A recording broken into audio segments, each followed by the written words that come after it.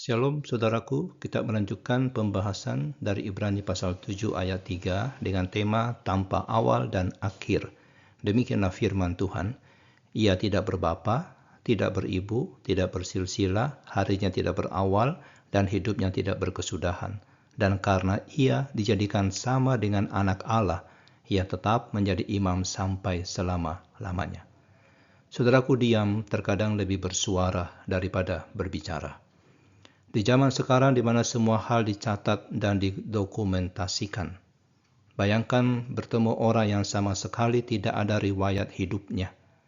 Ibrani 7 ayat 3 menghadirkan misteri seperti itu. Ia tidak berbapa, tidak beribu, tidak bersilsilah, harinya tidak berawal dan hidupnya tidak berkesudahan. Dan karena ia dijadikan sama dengan anak Allah, ia tetap menjadi imam sampai selama-lamanya. Penjelasan yang luar biasa ini sudah membuat para ahli teologi berdiskusi berabad-abad tentang siapa sebenarnya Melkisedek. Penulis surat Ibrani menggunakan cara penafsiran yang mendalam, menemukan makna penting dalam hal-hal yang tidak diceritakan kitab Kejadian tentang Melkisedek. Dia menggunakan kesunyian Alkitab sebagai cara untuk menyampaikan arti rohani. Kalimat tidak berbapa, tidak beribu, tidak bersilsilah bukan berarti Melkisedek secara hurufiah tidak punya orang tua atau dia adalah makhluk supernatural, bukan. Tapi menunjuk pada kenyataan bahwa Alkitab sama sekali tidak memberikan informasi tentang keluarganya.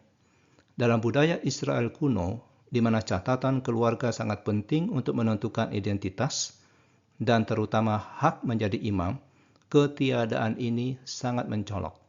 Para imam Lewi harus bisa membuktikan garis keturunan mereka dengan teliti.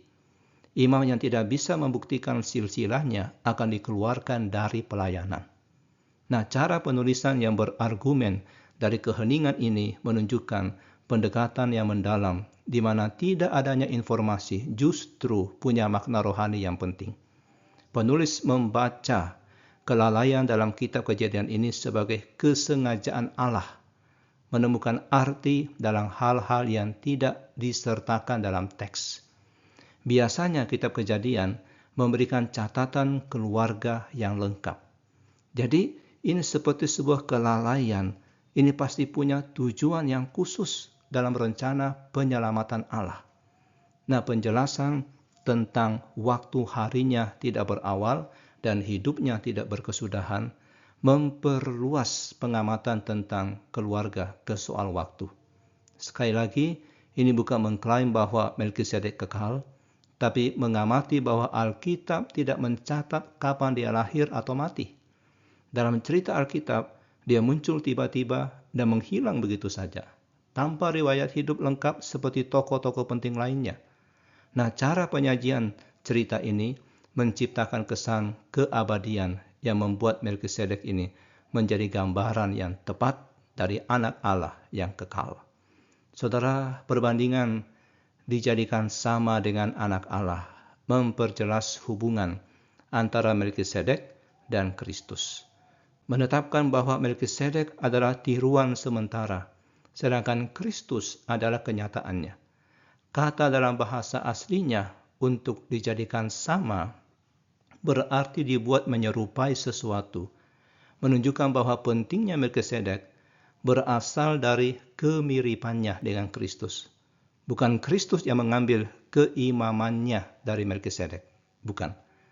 Nah, pernyataan puncak bahwa Melkisedek tetap menjadi imam sampai selama-lamanya menyatukan semua pengamatan tentang keluarga dan waktu menjadi pernyataan tentang keimaman yang abadi.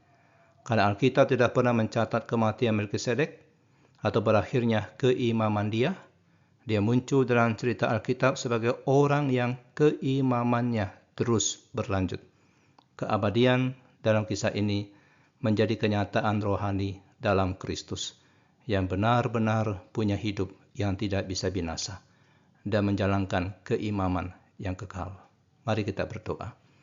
Allah yang kekal, kami memuji-Mu untuk misteri Melkisedek yang menunjuk kepada kemuliaan Kristus. Terima kasih untuk keheningan firman-Mu yang berbicara sama keras dengan pernyataannya.